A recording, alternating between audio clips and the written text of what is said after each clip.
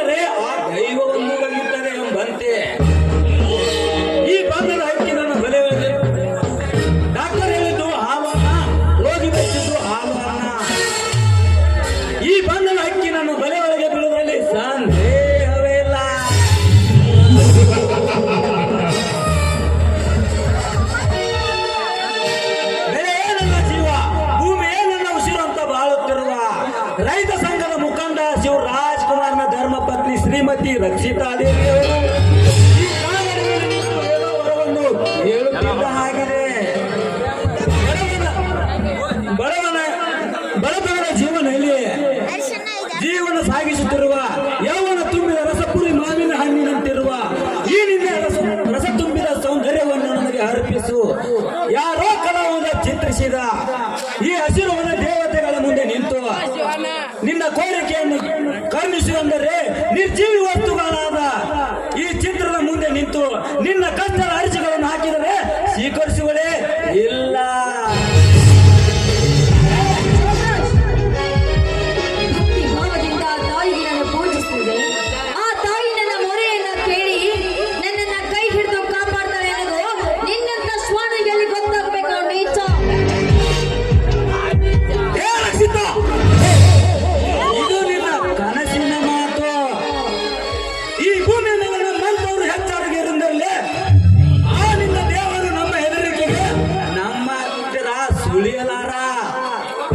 ಈ ಭಕ್ತಿ ಭಾವನೆ ಪೂಜೆಗಳೆಲ್ಲ ನಿಮ್ಮಂತ ಹೆಣ್ಣುಗಳಿಗೆ ಮಾತ್ರ ಸೀಮಿತ. ಈ ದೇವರ ಮುಂದೆ ನಿನ್ನ ಕಷ್ಟ ಅರ್ಜಿಗಳನ್ನು ಹಾಕಿದರೆ ಧಾರಾಳವಾಗಿ ಕಣ್ಣು ಮುಚ್ಚಿಕೊಂಡು ಸೈ ಮಾಡವಲ್ಲ ಈ ನಿನ್ನ ದೇವರು. ನೀನು ಶ್ರೀಮಂತರಾದ ಮಾತ್ರಕ್ಕೆ ದೇವರನ್ನ ಹಾಗೆಲ್ಲ ನಿಂದಿಸಿ ಮಾತನಾಡಬೇಡ. ದೇವರೇ ಇರ್ತಿದ್ದೆ ಈ ಭೂಮಿಯ ಮೇಲೆ ಸೂರ್ಯ ಚಂದ್ರನೂ ಇರ್ತಿರ್ಲಿಲ್ಲ, ಬೆಳಕು ಮಳೆ ಕೂಡ ಇರ್ತಿಲ್ಲ. ಅಂದಮೇಲೆ ನಮಗೆ ಹಸಿವು ನೀರಡಿಗೆ ಕೂಡ ಆಗ್ತಿರ್ಲಿಲ್ಲ ಅನ್ನೋದು ನಿನ್ನಂತ ನೀಚನಿಗೆ ಎಲ್ಲಿ ಅರ್ಥ ಆಗ್ಬೇಕು? Correct Rakshita, correct. ನೀನಾಡಿದ ಮಾತು ನೀರಡಿಕೆಯಿಂದ ಬಳಲುತ್ತಿರುವ ನಾನು ನಿನ್ನ ಕೈಯಾರ ನೀರು ಕುಡಿದು ನನ್ನ ಈ ಕಾಮದಾವನ್ನು ಹಂಬಲಿಸಿ ತೀರಿಸಿಕೊಂಡು ಹೋಗುತ್ತಿರುವೆ. ಏನು ನಿನ್ನ ಮಾತಿನ ಅರ್ಥ? ವ್ಯರ್ಥವಾಗಿ ಕರಿಮಿರಿಸಲು ಕಟ್ಟಿಕೊಂಡು ವ್ಯರ್ಥ ಮಾಡಿಕೊಳ್ಳುತ್ತಿರುವೆ ನಿನ್ನ ಜೀವನವನ್ನು. ಅದಕ್ಕೋಸ್ಕರ ನಿನ್ನ ಮೇಲೆ ಕನಿಕರ ತೋರಿ ನಿನ್ನ ಕಾಮದಾವನ್ನು ತೀರಿಸಲು ಬಂದಿರುವೆ. ಸುಮ್ಮನೆ ನಿರಾಕರಿಸದೆ ನನ್ನೊಂದಿಗೆ ಸುಖ ಕೊಟ್ಟರೆ ಹಾಯಾಗಿ ಜೀವನ ಸಾಗಿಸಬಹುದು. ಮೂರ್ಖ, ಹೆಣ್ಣು ಮಕ್ಕಳನ್ನ ಪರದೇಶಕ್ಕೆ ಮಾರುವ ನೀನೊಬ್ಬ ಮೂರ್ಖ. ಅಂತವರಿಗೆ ನಾನು ಸುಖ ಕೊಡ್ಬೇಕೇನೋ? ಗೆಲೋ ನೀಚ. ನಿಮ್ಮಂತ ಕಳ್ಳ ಕಮಲ ಕದೀಮರಿಗೆ ಸರಕು ಹಾಸುವ ಹೆಸೆ ಹೆಣ್ಣು ನಾನಲ್ಲವೋ? ಹೆಚ್ಚಿಗೆ ಮಾತಾಡ ಇಲ್ಲಿಂದ ಸುಮ್ಮನೆ ಹೊರಟು.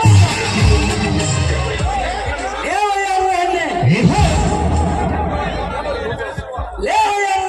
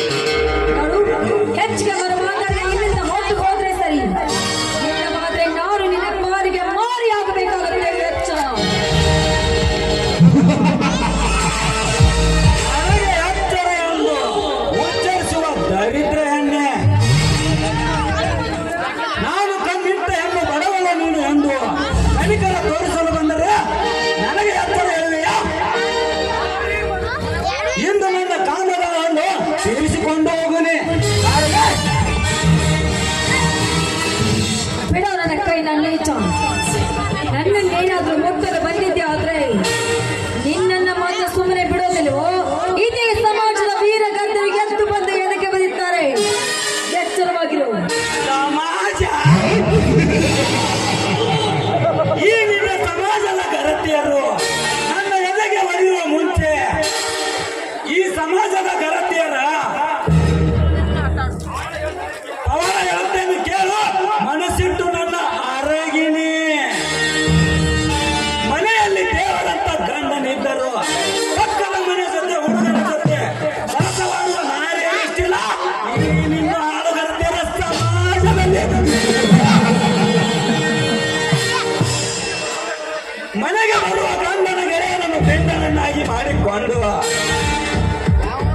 ಎಷ್ಟು ಬಿಡಾಡಿ ಅನ್ನುಗಳಿಷ್ಟಿಲ್ಲ. ಈ ನಿನ್ನ ಹಾಡುಗರತಿಯರ ಸಮಾಜದಲ್ಲಿ ಗಂಡ ಮನೆಯಲ್ಲಿ ಇಲ್ಲದಿರುವಾಗ ಮಿಂಡನೊಂದಿಗೆ ಫೋನಿನಲ್ಲಿ ಮಾತಾಡಿ ಗಂಡ ಬಂದ ನಂತರ ಸತಿ ಸಾವಿತ್ರಿ ಎಂದು ಮೂರ್ಖ ಮಾಡುವ ಸೋಗದ ಅಡಿಯನ್ನು ಬರುತ್ತಿಲ್ಲ. ಈ ನಿನ್ನ ಹಾಳುಗರತಿಯರ ಸಮಾಜದಲ್ಲಿ ಪ್ರತಿ ಅಮಾವಾಸ್ಯೆಗೆ ದೇವರಿಗೆ ಹೋಗಿ ಬರುತ್ತೇನೆಂದು ಹೇಳಿ ಮಿಂಡನೊಂದಿಗೆ ಲಾಜಿನಲ್ಲಿ ಬಿದ್ದು ಬರುವ ಸೂರ್ಯರಷ್ಟಿಲ್ಲ. ಈ ನಿನ್ನ ಹಾಳುಗರತಿಯರ ಸಮಾಜದಲ್ಲಿ ಈ ಜನರ ಗತಿ ಆಗಿರಲಿ. ನಿನ್ನ ಸುಂದರವಾದ ಸೌಂದರ್ಯವನ್ನು ಮಾವಿನ ಹಣ್ಣಿನ ರಸದಂತೆ ಹೀರಲು ನಿನ್ನನ್ನು ಬಂದು ಯಾರು ಕಾಪಾಡುವುದಿಲ್ಲ. ಈ ಗರತಿಯರ ಬಗ್ಗೆ ಇಷ್ಟೊಂದು ಕೇವಲವಾಗಿ ಮಾತನಾಡ್ತಾ ಇದೆಯಲ್ಲ, ನೀನು ಮನುಷ್ಯನೇ ಅಲ್ಲ ಅಂತ ಅನ್ಸುತ್ತೆ. ಆದ್ರೆ ಇದು ಈ ಗರತಿಯನ್ನ ಬಲಾತ್ಕಾರ ಮಾಡಲಿಕ್ಕೆ ಮುಂದೆ ಬಂದಿದ್ದೆ ಆದ್ರೆ ನನ್ನನ್ನ ಕಾಪಾಡಲಿಕ್ಕೆ ನನ್ನ ಮೈದಿನ ಬಂದೇ ಬರ್ತಾನೋ ಬಿಡದದ್ದೆಲ್ಲ ಮೂರು ಹುಲಿಯಾಗಿ.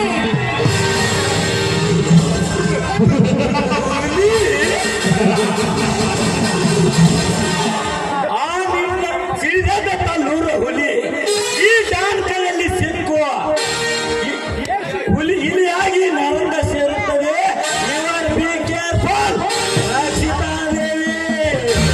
ಇಂದು ನನ್ನ ಕಾಮಕವನ್ನು ಇರಿಸಿ ಕೊಂಡೇ ಹೋಗೋನು.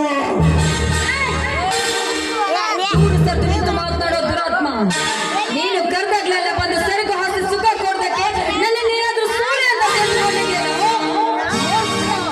ನಾವು ಮಾತ್ರ ಗಂಡಸೇ. ರಕ್ಷಿತ, ಈ ನಿನ್ನ ಸೌಂದರ್ಯವನ್ನು ಕಳೆಯಲು ಬಂದ ಈ ಪ್ರಳಯ ರಾಜನಿಗೆ ನಿರಾಸೆಯಿಂದ ನೀನೇನು ಹಾಕಬೇಡ.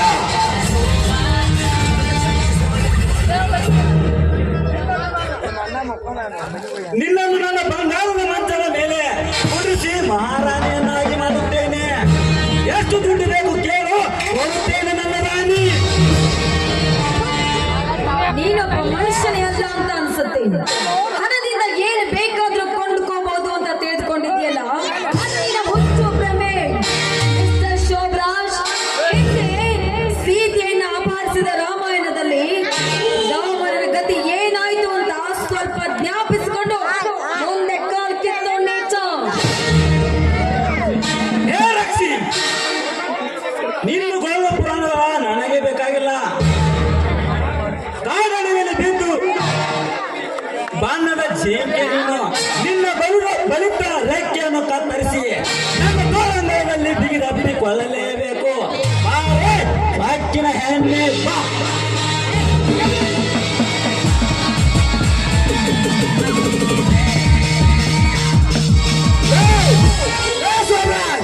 ನನ್ನ ಹೆತ್ತ ತಾಯಂದಿರು ನನ್ನ ಅತ್ತಿಗೆಯ ಮೇಲೆ ಬಲಾತ್ಕಾರವನ್ನು ಪ್ರಯತ್ನಿಸುತ್ತಿರುವೆಯಾ? ಏನೋ ನೀಚ ನನ್ನ ಮಗನೇ, ಬಿಡೋ ಅವಳ ಕಾಯನ್ನು. ನನ್ನ ಮಗನೇ,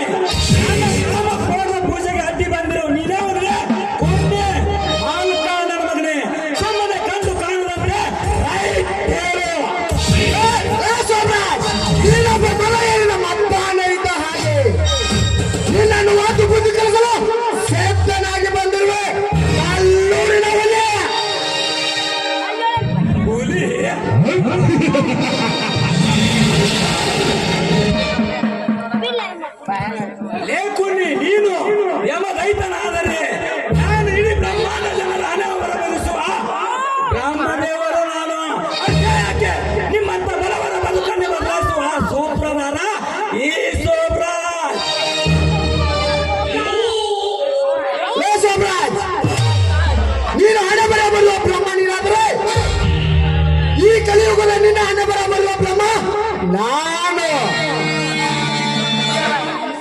ನಿಮ್ಮಂತ ಸೊಕ್ಕಿನ ಶ್ರೀಮಂತರ ಪಾಲಿಗೆ ನಿಮ್ಮಂತ ಸೊಕ್ಕಿನ ಶ್ರೀಮಂತರ ಪುಣ್ಯಕ್ಕೆ ಬಂದುಗೊಳಿಸಿ ನಿಮ್ಮ ಆಟಾಸಕ್ಕೆ ಮೆಟ್ಟಿ ನಿಂತು ಸಿಡಿಗಂತ ನಮ್ಮೂರು ಹುಲಿಯಾಗಿ ನಿಲ್ಲುತ್ತೇನೆ. Be careful Somesh.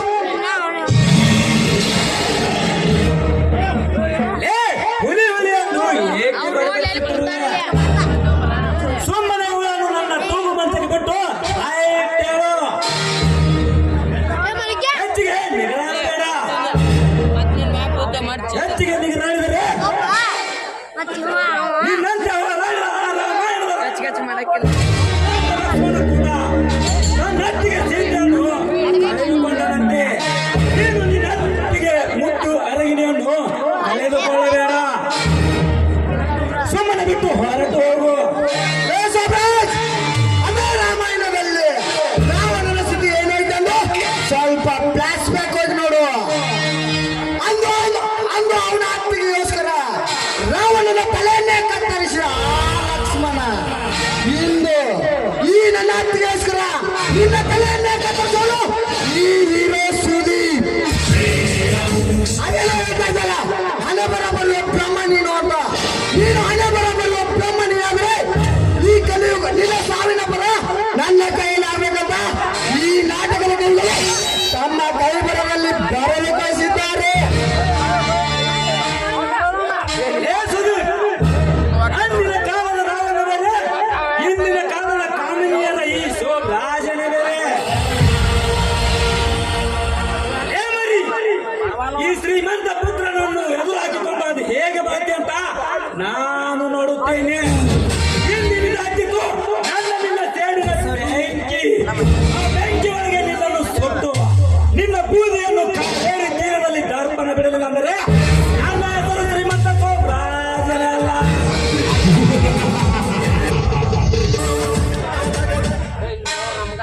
ಏ ರಕ್ಷಿತ, ನಿನ್ನ ಮೈದುನ ಬಂದನಂತ ತುಂಬಾ ಹೆಮ್ಮೆ ಪಡಬೇಡ. ಮುಂದೊಂದು ದಿನ ನಿನ್ನ ಶೀಲವೆಂಬ ಬುದ್ಧಿಯನ್ನು ಉಂಡು ಹೋಗುವ ಈ ರಸಿಕ ಶ್ರೀಮಂತ ಶೋಭಾಜನು ಮರೆಯಬೇಡ. ಬರುತ್ತೇನೆ.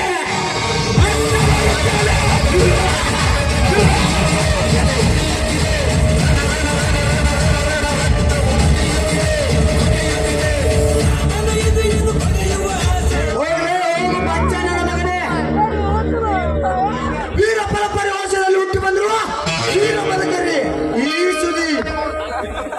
ನಿಮ್ಮಂತ ಕುಟಿಗಳಿಗೆ ಹೇಗೆ ಪಾಠ ಕಲಿಸಬೇಕೆಂದು ನನಗೆ ಚೆನ್ನಾಗಿ ಗೊತ್ತಿದೆ. ಆಕೆಗೆ ನೀವೇಕೆ ಈ ಸಮಯದಲ್ಲಿ ಈ ಕಡೆ ಬಂದಿರುವೆ? ದೇವರ ಹತ್ರ ವರವನ್ನ ಕೇಳ್ತಾ ಇದ್ದೆ. ಅಷ್ಟರಲ್ಲಿ ಈ ಕಾಮುಕನ ಕೈಯಲ್ಲಿ ಸಿಕ್ಕಬೇಕು. ಸರಿಯಾದ ಸಮಯಕ್ಕೆ ಬಂದು ನನ್ನ ಮಾನವನ್ನ ಕಾಪಾಡಬೇಕು. ನಿಮ್ಗೆ ತುಂಬಾ ಧನ್ಯವಾದ. ಆದ್ರೆ ನೋಡು, ಇಲ್ಲಿ ನಡೆದ ವಿಷಯವನ್ನ ಮಾತ್ರ ನಿಮ್ಮ ಅಣ್ಣನಿಗೆ ತಿಳಿಸ್ಬೇಡ.